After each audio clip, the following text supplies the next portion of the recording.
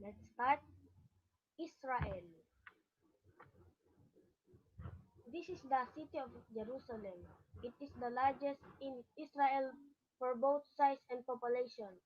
Its history goes back to the 4th millennium BCE.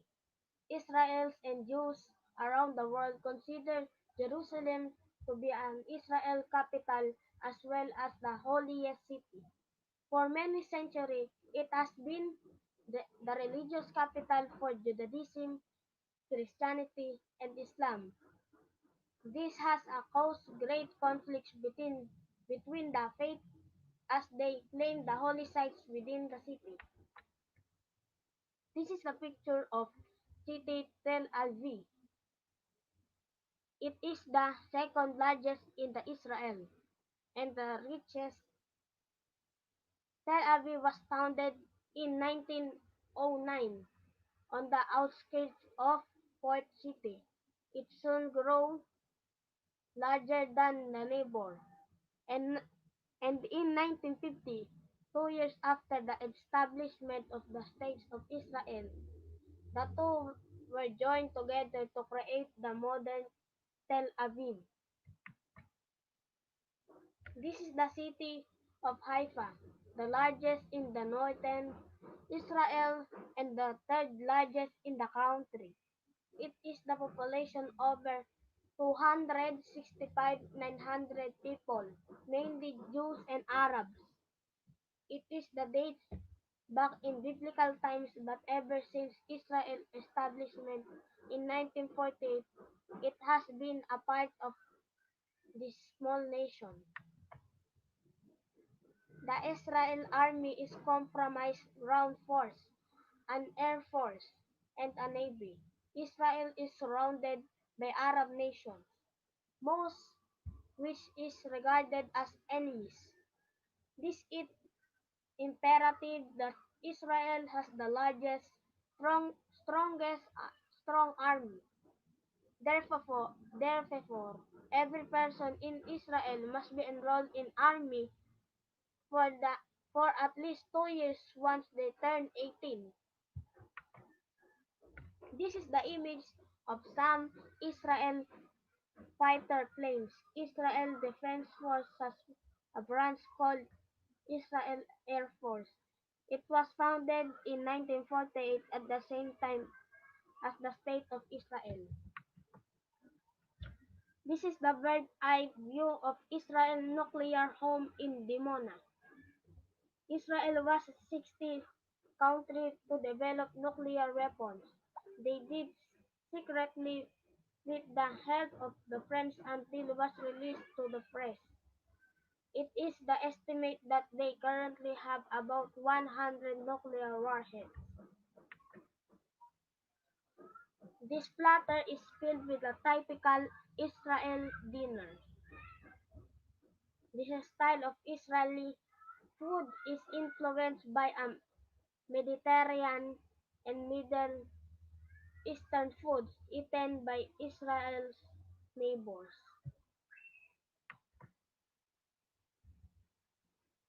These two images show the Dead Sea, a body of water located the east of Israel. The Dead Sea, also known as Salt Sea, is the lowest elevation of Earth above the sea.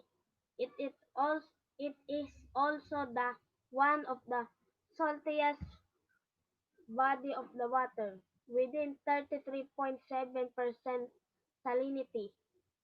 It is so dense that people who go to swim in it can flow without any effort. However, nothing can live in this water, which, which is how it got its name. This image is the Fort Masada. In about 70 CE, after the Romans destroyed Jerusalem and the Second Temple, the remains Jews hid at Masada. Instead of surrendering, the 960 Jews conducted mass suicide. Today, it is where sol- sol- soldiers who have finished their Tirun IDF basic training and sworn into army. The ceremony ended with the declaration, Masada shall not fall again. This photo is of Jews celebration is in Israel. Judaism is the main religion in Israel. The scroll that the two men holding is called Torah, the collection of Jews' teaching and stories. The men and are wearing religious clothes, akipa, head covering, a talit, prayer song, and a terrifying box containing biblical verse attached to the arms and foreheads within the leather straps. These two images are the Western Wall, also called the Wailing Wall. This is the only remaining wall left of the Second Temple after its destruction in 70 CE. The Romans left it up as a reminder what came of Jewish revolt.